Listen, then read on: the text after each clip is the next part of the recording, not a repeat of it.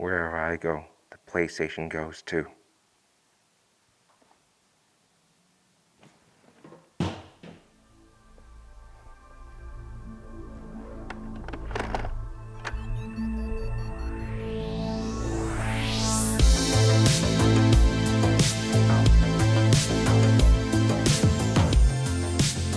So we're going to do an unboxing of the PlayStation 5. This is the disc version, right? The PS5 also comes in a digital version. However, I still like having the flexibility of having a drive, even though most of the things I do now are streaming. So anyway, first then, looking at the box, it's fairly large compared to the boxes that I've seen before in the PlayStation 4, 3, 2, and 1. So this is probably like the largest package of them I've seen since then. I've owned them all. My favorite is being the PlayStation 2 because it was such a monolithic design and a departure from every other console before. All consoles were kind of laying horizontally on your table or space that you were storing them in. And the PlayStation 2 finally said, no, we're going to make it upright. So the PlayStation 5 and all other units have done that. My least favorite was probably the PlayStation 3, which I felt was like a copy of like the George Foreman grill. That's what it looked like to me. Anyway, so we're going to look at this real quickly. I've seen it from other people that have unboxed theirs, but this is the first time that I'm seeing it, so I'm going to compare it to the systems I've used in the past. Anyway, so first of all, you have this sleeve thing that you kind of pull out.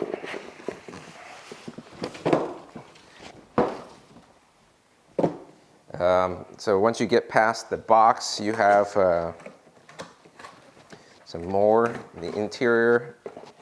Then you come over here. You can see you got your cable right here. This is the new controller, right? So in reference, so this is the DualShock 4 for the PS4. See, it's very worn out. This is actually, I got this at launch of the PS4 when it first came out at the Sony store. We don't have any Sony stores anymore, so you can see all this here. The rubber has come off, so it's been very used for a very long time. And so comparison, this is the new controller, right? I just pushed the power button on accident, so that's why it's glowing. You see the distinctive color. So Sony decided to go with a color scheme that's two-tone, right? You have this eggshell, almost kind of slate color, and this dark and this black. So weight-wise, just by holding it, I can tell you the new, they call it, this is the DualSense controller. Compared to the PS4 controller, feels heavier, right? Just by weight. So based upon my research and what I've read, they have new motors in here that's going to help it to give it more responsive feedback in terms of force feeling when it shakes or rumbles. It's supposed to be more accurate to what your character or something is happening. So I like the look. It's different, but different in a good way, not in an ugly way, right? So that's the controller. This is some guides, which we don't really care about, so because we're pros, we don't care about that. Okay.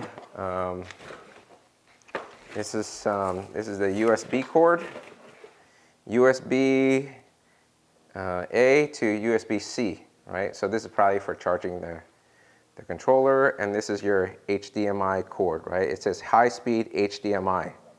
So this might be useful for like HDMI 2.1 or 2. For high speed, so you get higher bit rates for your video and audio.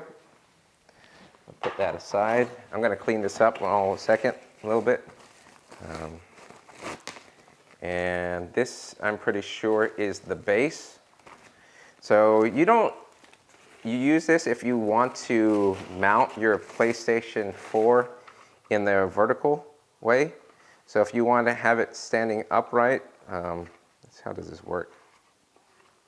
Oh, it moves. So if you can have it sitting vertically, you can have it on there and it mounts on here, or yeah.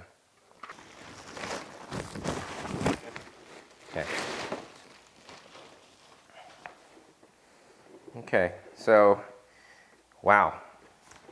And this is the PlayStation 5. You can see the logo. This is the PS logo that's been there since the beginning, since the first PlayStation. For those of you that don't know, the first PlayStation was actually supposed to be a collaboration between Sony and Nintendo. However, Nintendo decided to not use CDs for an add-on to the Super Nintendo, or as the Super Famicom, as they called it in Japan. And so therefore, it broke their partnership, and Sony decided to create the console on their own, and of course the rest is history, right? Was it a good choice by Nintendo? I don't know, right? They're obviously doing very well for the Switch, stuff like that, but so in comparison though, I wanted to show you the PlayStation 4. So this is the original PlayStation 4, not the Slim or the Pro, right? This is the first one that came out. And you can see, if I put them upright together, you can see the size difference, right? Significantly taller in terms of that, and significantly wider. Weight-wise, let's see.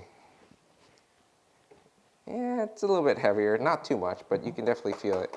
I feel this one has, the PlayStation 4 feels more dense, whereas the PlayStation 5, I'm sure it has plenty of things, but I feel like there's a lot of space in here in order for it to cool down, because there's got to be a lot of power to be able to render 8K and 4K at those high frame rates, right? So I'm sure it's using active air cooling in order to get the system not to overheat.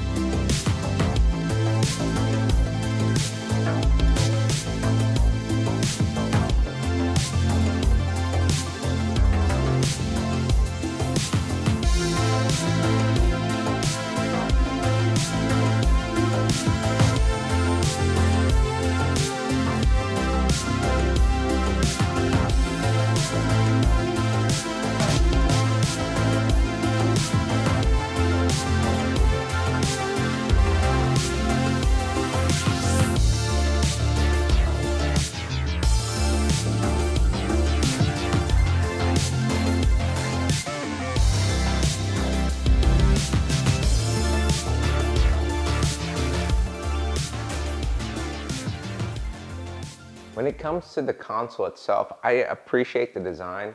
It's a little strange, and because it's not symmetrical, right? I'm kind of one of those guys that I like things to be even and straight and stuff like that. And without the stand that's on the bottom, it doesn't sit well vertically or horizontally, especially horizontally. So you need the stand that's kind of sitting under it to let it be level. But I do like what they've tried to do with it, and it does stand out.